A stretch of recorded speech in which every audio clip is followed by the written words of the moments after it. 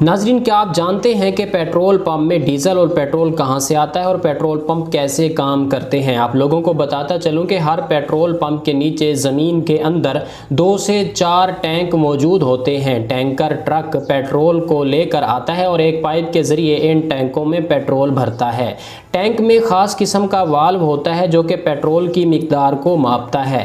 جب ٹینک 95% تک بھر جاتا ہے تو یہ والو خود بخود پیٹرول کو بھرنا بند کر دیتا ہے۔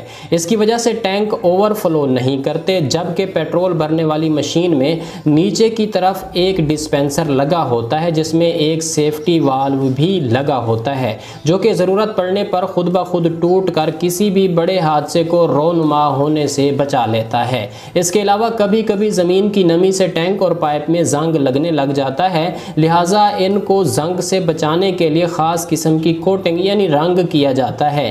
اس سے اگر کہیں بھی ہلکی سی بھی لیکیج ہو رہی ہو تو فوراً سے ہی پتہ چل جاتا ہے۔ اس کے علاوہ ایک لیکیج ڈیٹیکٹر بھی لگا ہوتا ہے کہ پیٹرول کے دباؤ پر نظر رکھی جائے، اور یہ لیکیج ڈیٹیکٹر پیٹرول پر ایک خاص قسم کی نظر رکھتا ہے۔ اگر دباؤ زیادہ ہو جائے تو یہ الارم بجا دیتا ہے۔ اس طرح پیٹرول پمپ پر پیٹرول کو انتہائی حفاظت اور احتیاط کے ساتھ پہنچایا اور استعمال کیا جاتا ہے۔